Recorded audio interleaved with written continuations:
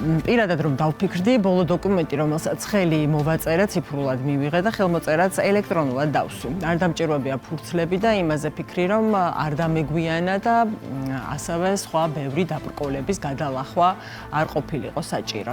დარწმუნებული ვარ, რომ ბევრ თქვენგანს, რომელიც ახლა გვიყურებთ, გქონიათ მსგავსი გამოცდილება, სწორედ ამიტომ ციფრული დოკუმენტ ბრუნვა თანამედროვე რეალობაში უკვე აღარ არის მხოლოდ ტექნოლოგიური სიახლე და ეს არის ჩვენთვის შესაძლებლობა ყოველდღიური პროცესების გასამარტივებლად. ამას ემატება კიდევ ერთი მნიშვნელოვანი საკითხი, გარემოს დაცვა და რესურსების დაზოგვა. ამიტომ ბევრი კომპანია ამას საკუთარი კორპორაციულ პასუხისმგებლობადაც აღიქვამს. ახლა სწორედ ელექტრონული დოკუმენტების ბაზარზე ვისაუბრებთ, როგორ იზრდება მოთხოვნა, როგორ იზრდება ბაზრის ზომა, რას თავაზობს ქართული სტარტაპი Signify მომხმარებელს, რომელმაც უკვე ციფრული დოკუმენტ ბრუნვის პროცესი კიდევ უფრო გონივრული გახადა და ხელოვნური ინტელექტიც ჩართვა ამ პროცესში და როგორია მისი გეგმები. ჩვენ სტუმარია ეთერში, ჩვენთან ერთად, ჩვენ სტუმართან ერთად განვაგრძობთ ამ თემაზე საუბარს, Signify-ის დამფუძნებელი და მმართველი პარტნიორი ზვია წოწყოლაური ისაუბრებს დეტალებზე. მოგესალმებით ზვია და მადლობა სტუმრობისთვის. პირიქით. ამასობაში გასულა რამდენიმე წელიც, რაც ჩვენ აღარ შევხვედრივართ, მაშინ ახლად იდგამდა თქვენი კომპანია ფეხს. რა შეიცვალა ამ რამდენიმე წლის განმავლობაში? უკვე 5 წელია ბაზარზე ხართ. კი ბატონო, 4 წელი შეგვისრულდა უკვე. დაიწყო მეხუთე წელი დაიწყო. ხო, ალბათ უფრო მოკლედ მასშტაბი რო შევაფასოთ ციფრებში, დღეს უკვე ჩვენს პლატფორმაზე მილიონზე მეტი ტრანზაქცია ხდება თვეში. ანუ წარმოვიდგინოთ 1 მილიონზე მეტი ბიზნეს შეთანხმება, უკვე აღარ ხდება მოკლედ ფურცელზე და რამე, ასე ვთქვათ, არ იბეჭდება და არ იგზავნება აქეთ-იქით, არამედ ხდება ელექტრონულად. რაც ანუ ხალხში რო გადავთარგმნოთ, დღეს უკვე თამამად შეგვიძლია ვთქვათ, რომ დაახლოებით 700,000 უნიკალურ ადამიანს შეეხო, ანუ ერთხელ მაინც გამოსცადა ის რაც თქვენ კი, მე რამდენჯერმე ძალიან გამხარდა.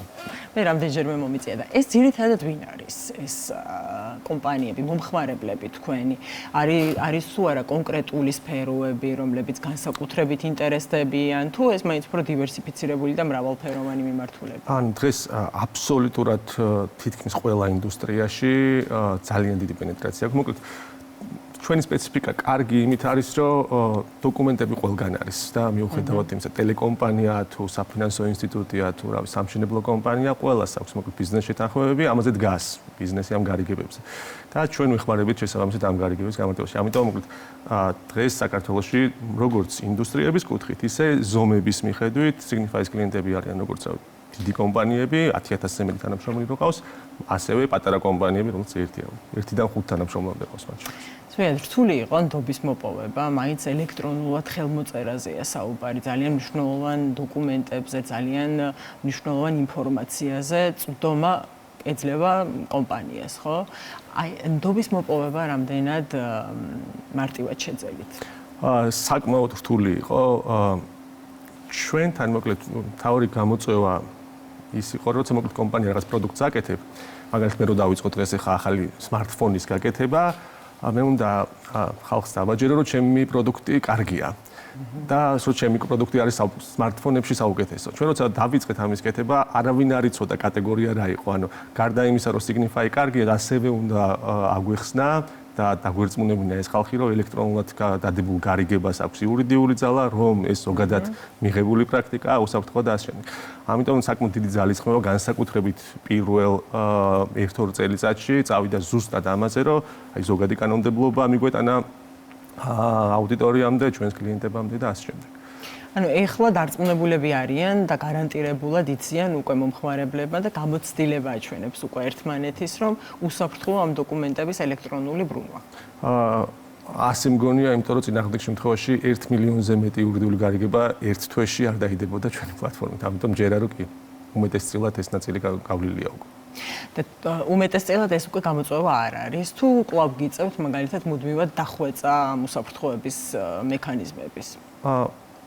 ის რომ ზოგადად ელექტრონულად დადებული გარიგება ისეთივე კარგია, როგორც არაელექტრონულად დადებული გარიგება, ეს მგონია რომ ჩავლილია. რაც შეეხება უსაფრთხოებას, ეს მუდმივი პროცესია, იმიტომ რომ როცა ციფრულ პროდუქტს აკეთებ, შენთან ერთად ვითარდებიან ის ხალხი, ვისაც უნდა რომ მაგალითად რაღაცა ძალიან დიდია მათიც. რაღაცა დააშავოს. შესაბამისად, შენს უნდა უწყო ყველაფერს და ბუნებრივია ჩვენ უკვე მესამე წელია ვართ სერტიფიცირებული ISO 27001 ინფორმაციული საფრთხეობის სტანდარტით, ანუ ყოველ წელს გავდივართ აუდიტებს, გარე კომპანიის მიერ, ასე ვთქვათ, შეღწევადობის ტესტირებას, რიგ მოკლედ კონტროლებს, რომელიც აუცილებელია იმისთვის, რომ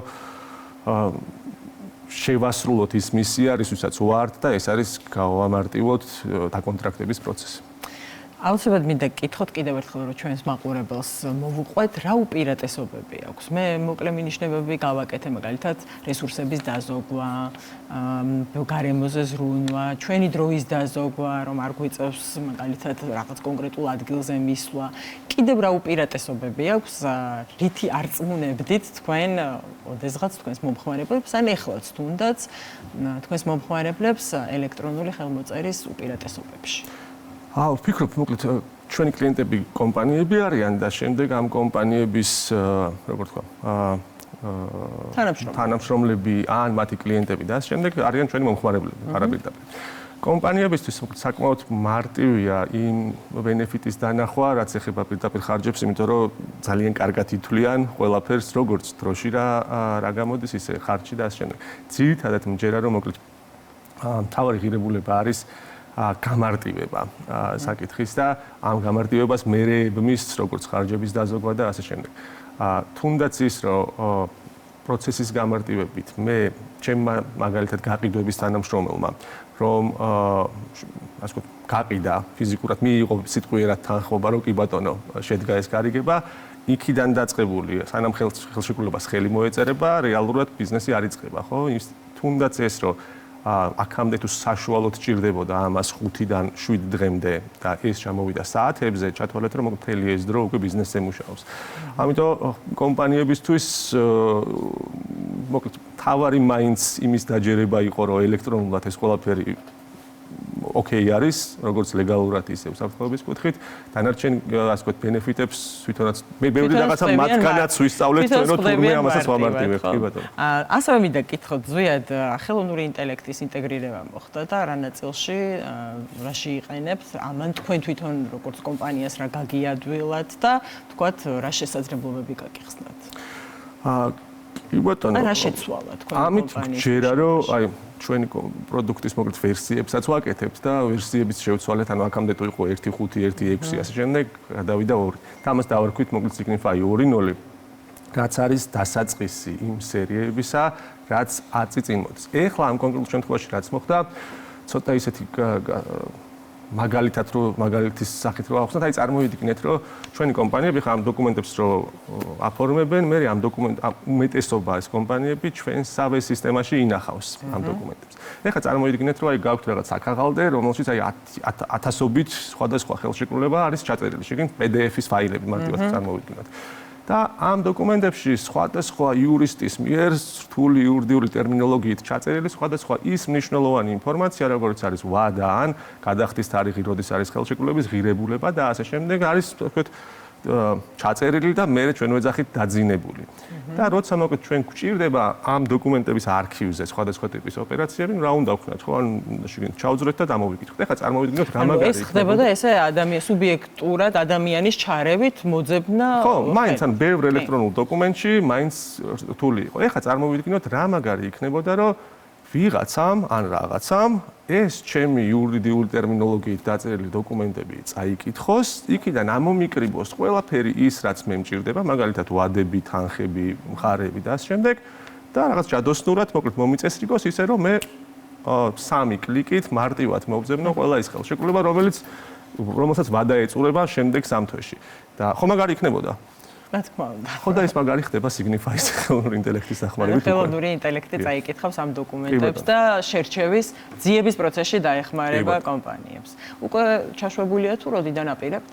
კი, უკვე გაშვებულია, ჩვენი კლიენტები უკვე იყენებენ ამას, თუმცა ეს პირველი ნაბიჯია, ამას ბევრი საინტერესო რამე მოყვება, მათ შორის უკვე თქვენს როგორც ხელმომწერებს, რომელიც შეგეხებათ, რომ ერთ-ერთი ცნობილი, ყველაზე ასე ვთქვათ, მთავარი ეს პრობლემა გარდა იმისა, რომ აქამდე თუ უწევდათ მოდი მოვაწერე ხელი და ასე შემდეგ, ეხლა არის ის, რომ ამ ხალხს უჭირს ამ ხელშეკრულების გაგება. და უამრავი კითხვა აქვს ხოლმე და შემდეგი განახლება იქნება წინასწარ რომ დავაანონსო ის რომ ყველა ადამიანი რომელიც დოკუმენტს მიიღებს ეყოლება AI ასისტენტი რომელიც თავის ენაზე აუხსნის აი ხა როგორც მე მაგალითებით ხსნი ისე რომ ახსნას მარტივად ანუ მოკლე შინაარს გააცნობს ხელშეკრულებას წარმატებებს გისურვებთ ძალიან საინტერესო იდეებით მოხვედით კიდე დაველოდებით თქვენგან სიახლეებს ჩვენს მაყურებას კი კიდევ ერთხელ შევახსენებთ ჩვენი სტუმარი იყო Signify-ის დამფუძნებელი და მმართველი პარტნიორი ზვია წოწყოლაური